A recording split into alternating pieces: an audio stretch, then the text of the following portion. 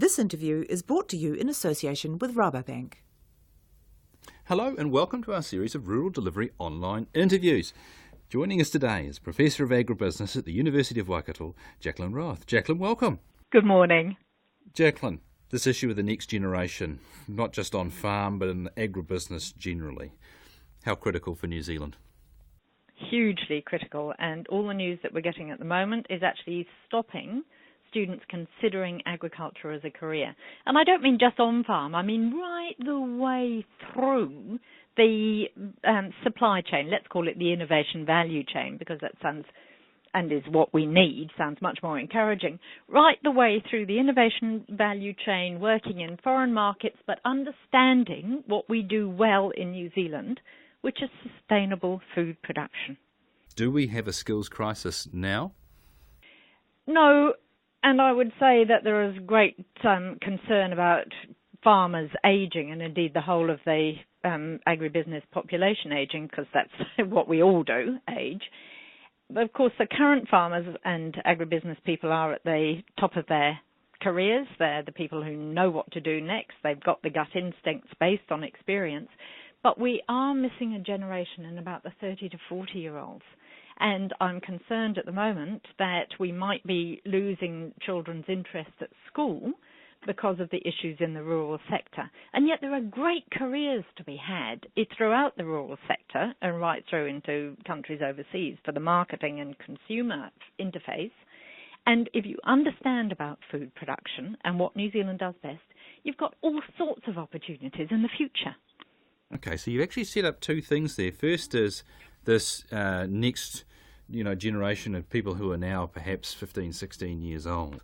But also this gap in the middle, because those 15, 16-year-olds are going to be a heck of a lot of people retire from the industry before those guys have come up to speed. Let's just talk about that group in the middle for a little bit, and then we'll move our focus back towards the younger ones. What on earth do we do to grow skills for people in that 30 to 40 age bracket?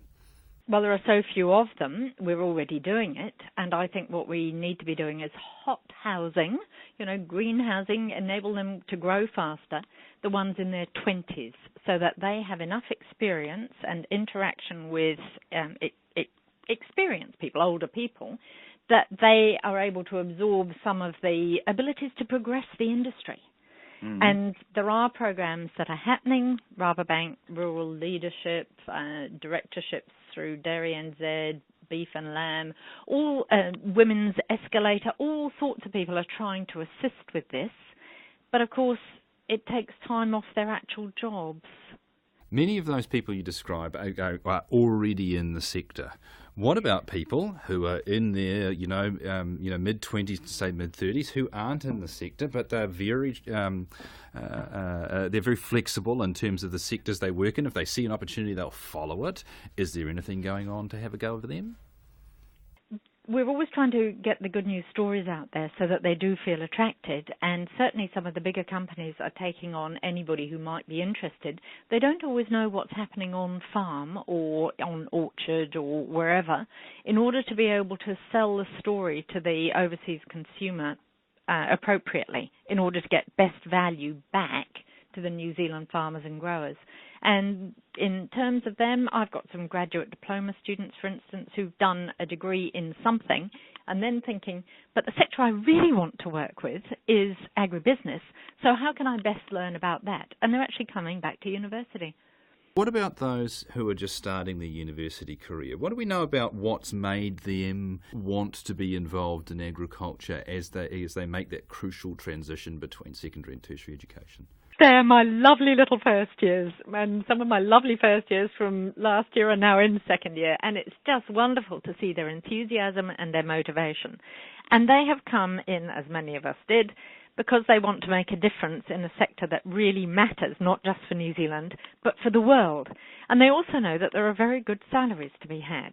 So when one thinks about what, in general, students want as they come out of university, money is the top one.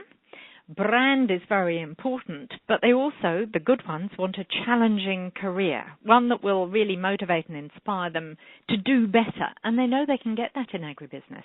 So that's very exciting. Now, what are the skills that you want them to have when they turn up with you? When they're coming into university, in a business degree, really just some of the basic subjects. We like them to be literate and numerate, so maths and English. They may well have done some geography or history. That gives them good essay writing skills and understanding of where we've come from. It might be economics, so some understanding about how the world works. And there might be some general science, or what I like even better is if they've got some chemistry, physics, biology. Those are the memory accuracy subjects rather than the feel about it subjects. And one of the problems with our NCEA liberalisation, and it has happened across the world, is that in order to allow school leavers to feel good about what they've done, there are a whole lot of subjects which actually really aren't what are termed academic subjects.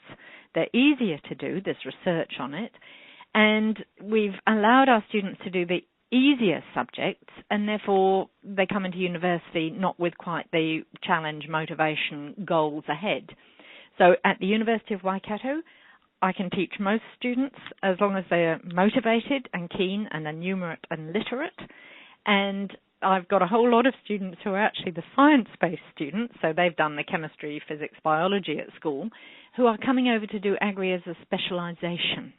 I've also got engineering students and computing students and the odd one from social science or sport and leisure, and they're thinking they might like a job in future, so they better understand about our biggest industry, and I welcome them all. Now, a lot of secondary schools, or an increasing number of secondary schools, not a lot yet, are introducing specific agribusiness courses for their senior pupils. You've got some pretty firm views about how useful you think that is. I get concerned that then eliminates them from doing one of the traditional subjects, which might be a better foundation for practically anything.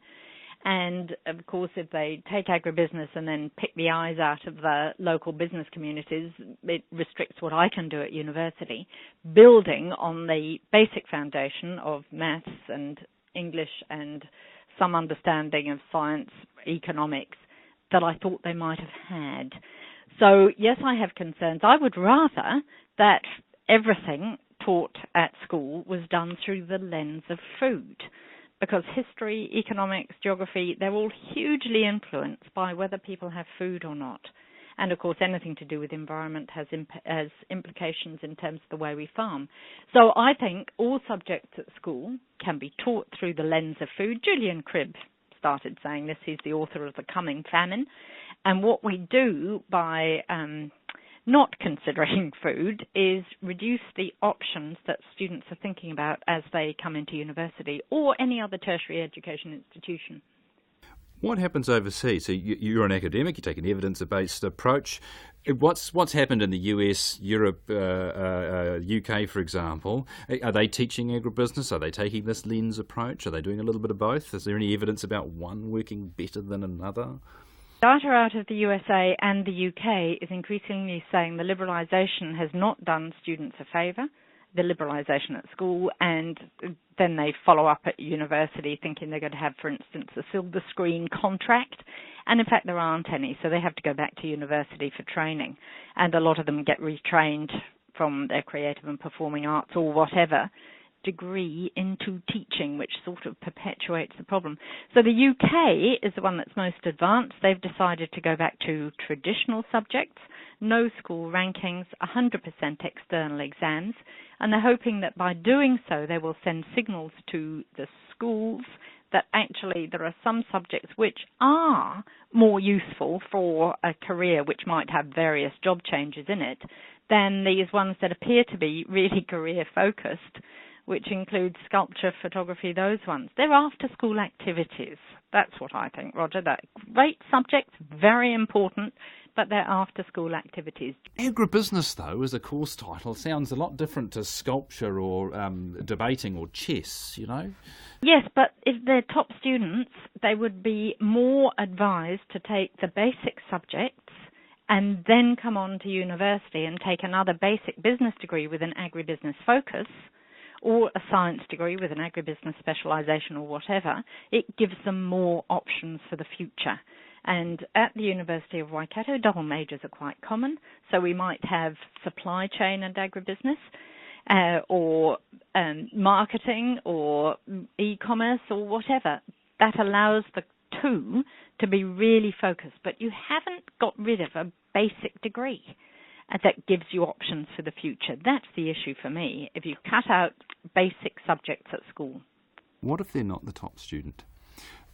What options there? And also, let's not forget that university education in New Zealand is tremendously expensive. A lot of people end up with quite a significant debt burden from having gone through that process.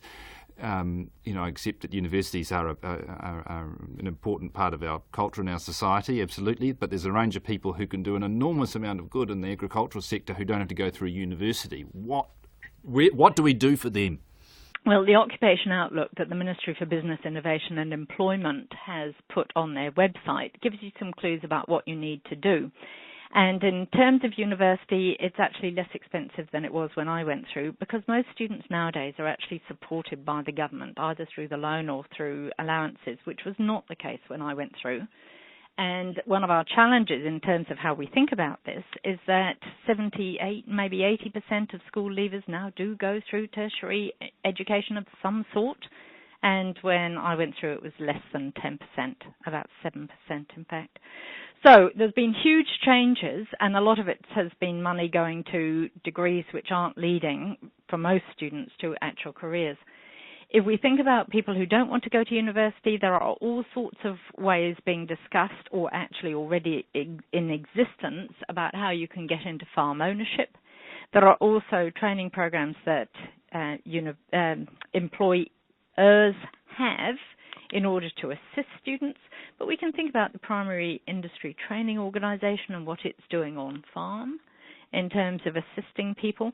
But I do have to say we need to look at the modern day apprenticeships. They're available for things like apiculture and horticulture, but not actually directly for agriculture. Right, and modern day apprenticeships, really, that's really where you're starting to say to the industry, because those are incredibly industry driven, and industry takes a lot of leadership role in the skills base that's developed there. Is there enough of that going on? Not in agriculture per se, in my belief.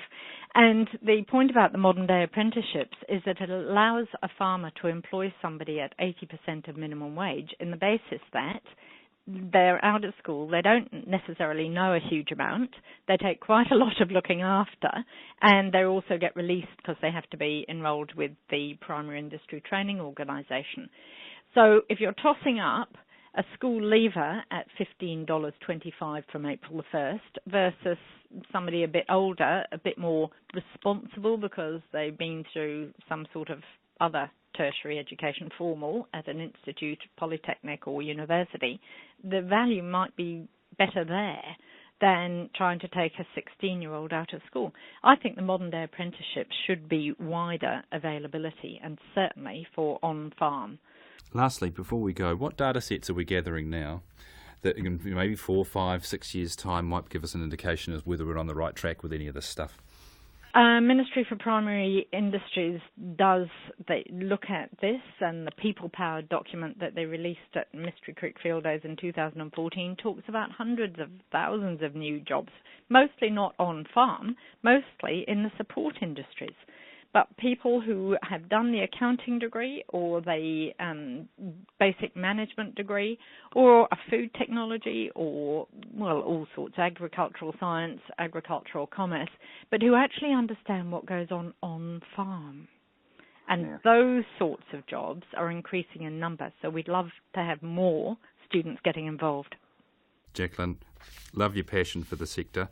Always a pleasure talking to you. Thanks for sharing some of your views today. We'll talk again. All the best. Bye. This interview was brought to you in association with Rabobank.